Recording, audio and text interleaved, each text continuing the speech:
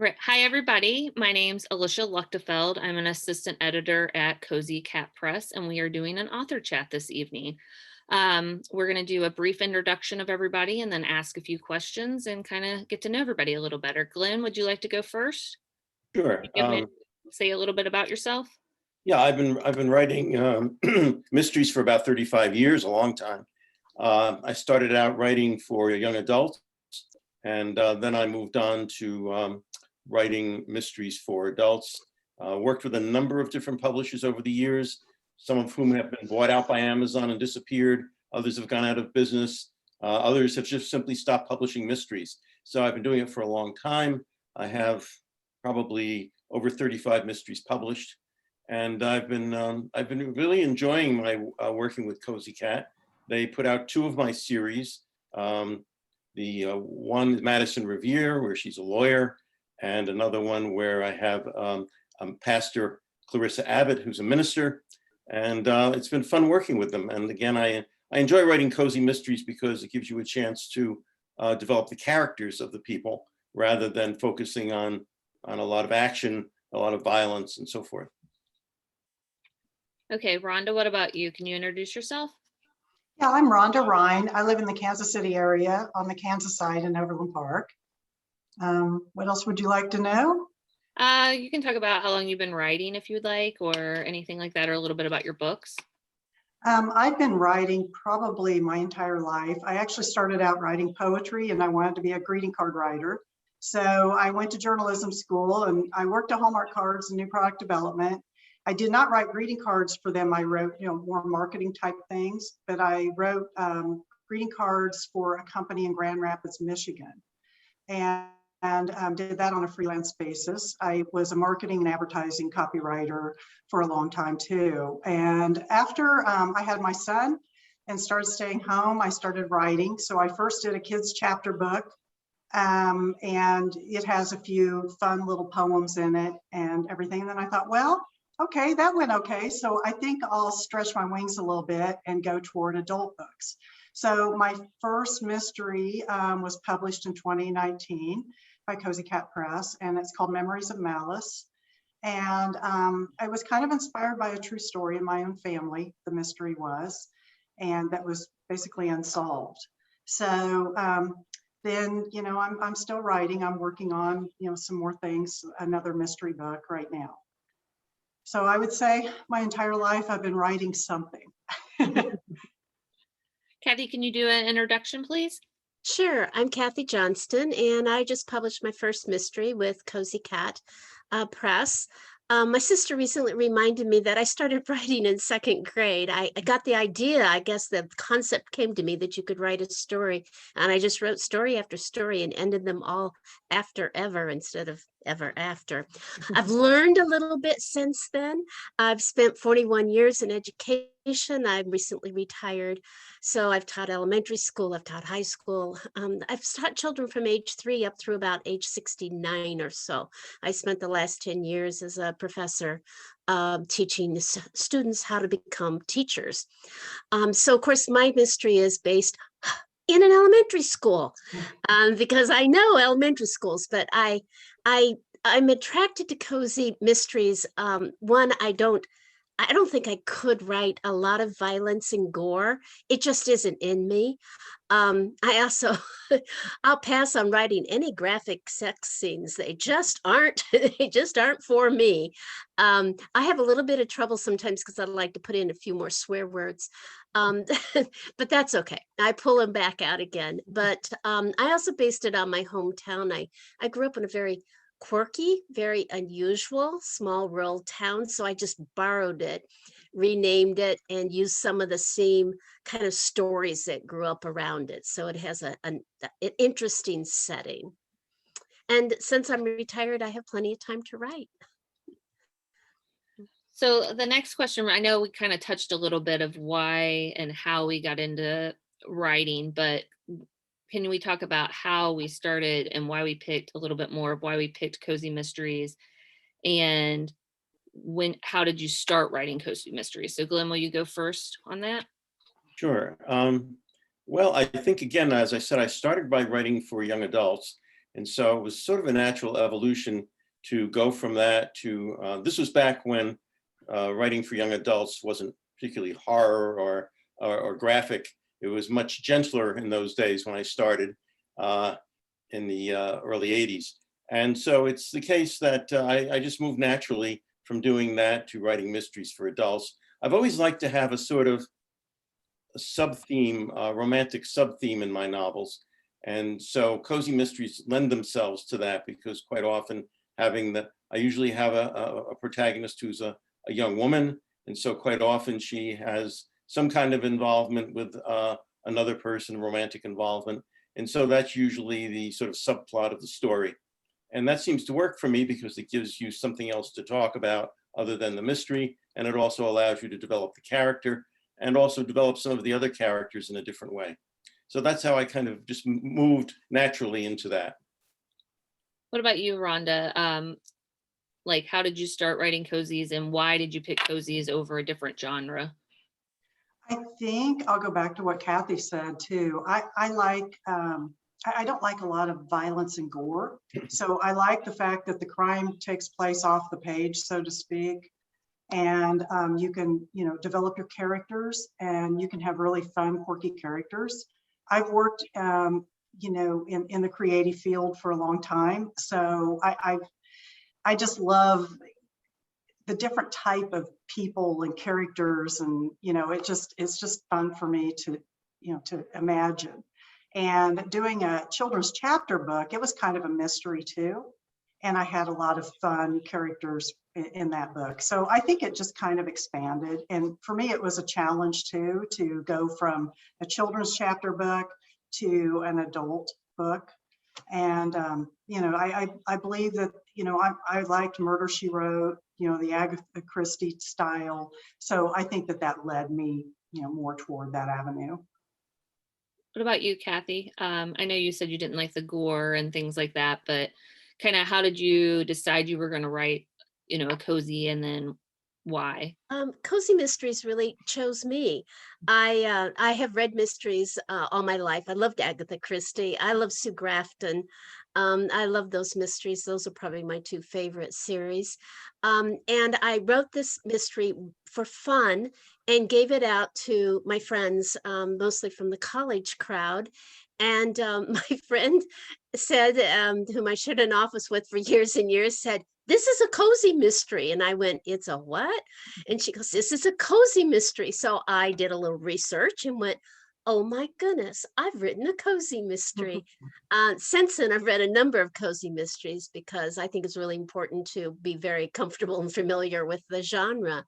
And I had meant to research, and I haven't, but I kind of think Sue Grafton is a cozy mystery writer before her time, perhaps.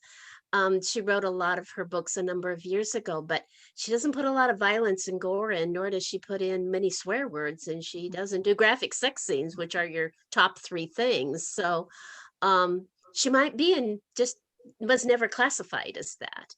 And in a way, I think Agatha Christie was too. She wasn't one that, you can get into these psycho thrillers where the violence is just like, whoa. And none of those that I've mentioned have that kind of violence in them. So I'll just make them honorary cozy writers, mystery writers. We'll just put them up there for fun.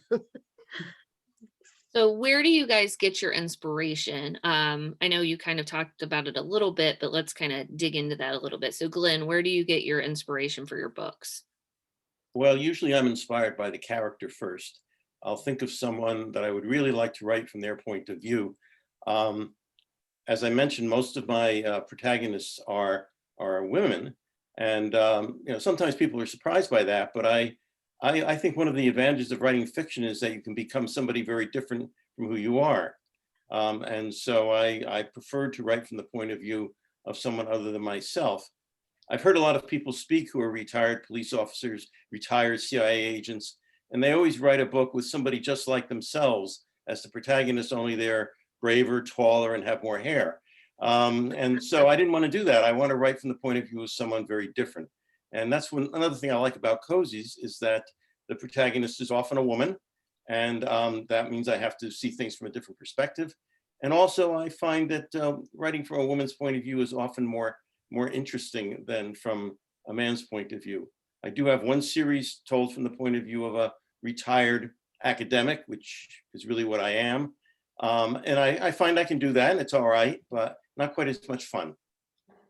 What about you, Rhonda? Where do you get did you get your inspiration for your book? Well, this one, I got the inspiration of a near murder in my own family, of a family member who came here from Germany, and she was beaten severely, and it was just a kind of a tough story, but I believe, though, in general, and the book that I'm working on right now, I usually get the inspiration from the place. So one of the book I'm working on right now is set in Santa Fe, New Mexico, because I just love that area, and it's a very dynamic, creative area. I am from a rural area originally. So Memories of Malice, my first cozy mystery, is set in that area. So I do think that I start with an area that inspires me, and then I branch out from there. And so that's, but like I said, the first one, The Memories of Malice, was inspired by, the actual story. And I don't know how it came about. It just I just started writing. And yeah, and I think I go back to what, Kathy said again, too. She said Cozy Mysteries kind of picked her. I feel like that in a way. It just came out that way. So, yeah. What about you, Kathy? Where do you get your inspiration for your books? I just just sit down and start writing. Obviously, I used the town that I grew up in as the setting. That was really easy. And I also used, an elementary school and education, which is something I really know well. But I recently found out, because I just attended a really good conference, that I'm a pantser, which really makes me laugh, because education, if you're going to be good, you have to be very, very organized. Very organized. And a pantster is someone who writes by the seat of their pants. And what I found myself doing, and it must have been really freeing after all those years of being so organized, is I sit down, I start writing, and I just let the story run with me, instead of outlining a mystery. This happens here, this clue here, like you already know who the murderer is going to be. I didn't know. I kind of found out as I wrote. So I was just inspired just to sit down and write a good story. And I did use something familiar to start with. Okay. What is your writing process like? Do you need quiet? Do you go to a certain place to write? Do you have a certain room? Someone I spoke to last week, one of another authors, talked about how she typically wrote when she was in a different country, and they're not traveling now. So it's been a little hard for her to get into the writing process. So Glen, what is your writing process? Well, I do have a special room where I study. And I find that I do like quiet. I don't play music when I'm writing. I do have something here which has little jellyfish that go up and down in water. I guess it's sort of a variation on the old lava lamp. And I find that kind of restful to look at once in a while. But otherwise, I really enjoy the quiet. I can write out, in public libraries if I have to, and in places like that, but there are people around, as long as no one is directly talking to me. But I usually do that, and I'm sort of a semi-pantser. I like to plan scenes. I like to have some scenes that I know are going to occur in the book in the order they're going to be in. But I don't outline the story meticulously like some people do. I think if I did that at the end, I wouldn't bother writing it, because I would be so bored with it by the time I got the outline done. So I'm sort of in between on that one. And I usually try to write in the morning. I'm more alert, but if I'm really into the story, I come back again and I keep going with it until I get to the point where I really either burned out or I've got done what I wanted to get done. What about you, Rhonda? I'm a pantser. I don't know what's going to happen from day to day, and that's part of the fun for me, because I can sit there, okay, what's this character going to do today? And I'll just start writing. And so I do make it a habit that even if I'm tired and don't feel like writing, I force myself to at least write 100 words a day. And sometimes I'll go back and I'll look at it the next day and I'll think, oh, what was I thinking? You know, but at least I've maintained that goal daily to write something. And, you know, and I do have to have total quiet. I wear earplugs, and I'm in the office I work in right now. And, you know, I have a little Karen Terrier. He's actually sitting beside me right now, and he's usually sitting there. And, you know, it's just my quiet time. My husband will come in and he'll flash the light on and off if it's time to eat, or if, you know, something's going on. That's the only way I know he's there, because I cannot hear a thing with those earplugs in. But I really do get, you know, caught up in the story. So. What about you, Kathy? That is an intriguing question. I had my neighbor asked me, well, you must have a process for writing. Do you sit down every morning at 9 o'clock with a blank page in front of you? And I'm like, no. I write whenever I have time. I can write for 20 minutes. I can write for 2 hours. It just, you know, it just depends. I do tend to go back and look at what I previously written, at least a little ways back, to get back into the flow of it. I sometimes get an inspiration right in the middle of writing, and my character takes off and goes off to left field somewhere, and I rein them back in again. But I don't have a particular process, and I'm kind of happy that I don't. I'll write while my husband's making supper, and he rattles quite a bit. So noise doesn't bother me. And maybe that's all those years of being in education. Children are never quiet. As you probably well know, children are never quiet. But no particular process. And I'm intrigued because I've talked to a number of people, and they have this very process with candles and special scents and different kinds of things. And I'm like, wow, okay, I just need my computer. I years ago wrote by hand, but now I would need my computer to write. Let's talk about your path to getting your books published. So you can talk about, you know, what, if you reached out, if you worked with a literary agent, how you went about that process. Glen, can you get started? Yeah, when I was writing for young adults, I had an agent, and she sold 5 or 6 of my books to Harlequin. This was back when Harlequin had a mystery line for young adults. I've worked on and off with agents through the years, sometimes successfully, sometimes not. Sometimes I've gone through the process of submitting to larger publishers and sort of played the waiting game. But generally these days, partly because I'm getting older and I don't feel I have the time to sit around waiting years to find out if someone is not going to publish my book, I've reached a point where I generally have submitted to somewhat smaller publishers myself, and but then some of them have been good, some of them haven't. That's why I like Cozy Cat, because they're very reliable, and I've been very happy with them. I do sometimes self-publish if I have a series going that isn't cozy, and I don't think it would be appropriate for Cozy Cat, or if it's something I just want to try out and see if there's any interest in it. But by and large, I've sort of gone along with the flow, and I think the flow has gone somewhat away from the big publishers and more towards either independent publishing or going with the smaller publishers, and that's the route I've followed. What about you, Rhonda? I mainly researched how to write query letters, and because I had a promotional writing background, I just perfected that and started submitting. And you know, I think I chose to submit to Cozy Cat Press partly because they were in Illinois, and part of my family immigrated there, and since when they came here. And so I thought, well, you know, because part of the story does take place in Illinois, I thought, you know, this might be a good place to look. And I researched Cozy Cat Press for probably a year, and different publishers. I will always research and see what types of books they publish, and I'll look through the books on Amazon and, you know, see how they're structured, and, you know, what types, just basically what types of books do they like, and then I will submit. So that's how I did. I did not get an agent. You know, I just felt like I could maybe do it myself and try it this way first. And then if that didn't work, you know, try an agent route. I did hear it is very hard to get an agent, but I don't know how, you know, if that's true or if it's, you know, but anyway, that's how I did it. What about you, Kathy?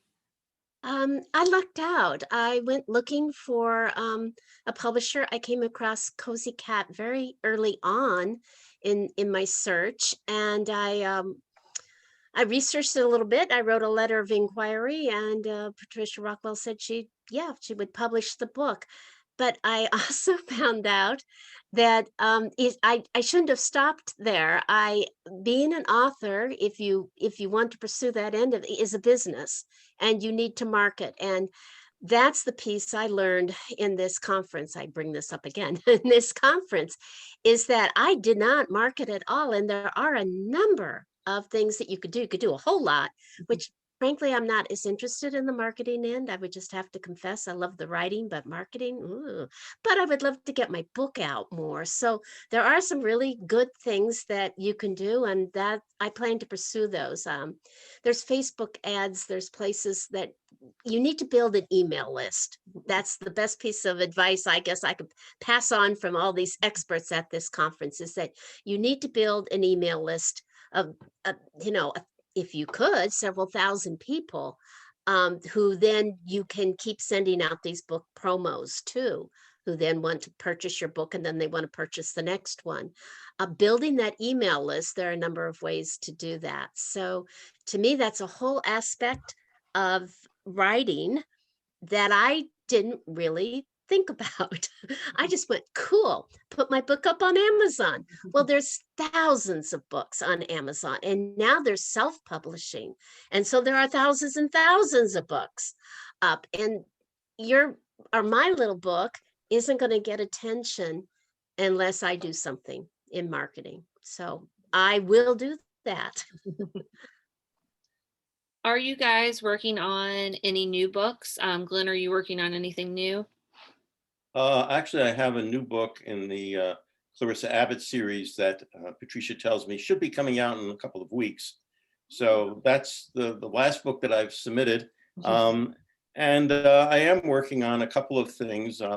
Again, one with my retired academic who's still slogging away. I'm working on a book in that series. And I usually try to work it out. So I put out a book in I have about 3 series going. I have a book for each series coming out every year. I'd like to do more, but that's what I'm doing right now. So it's 3 books a year is about what I can manage.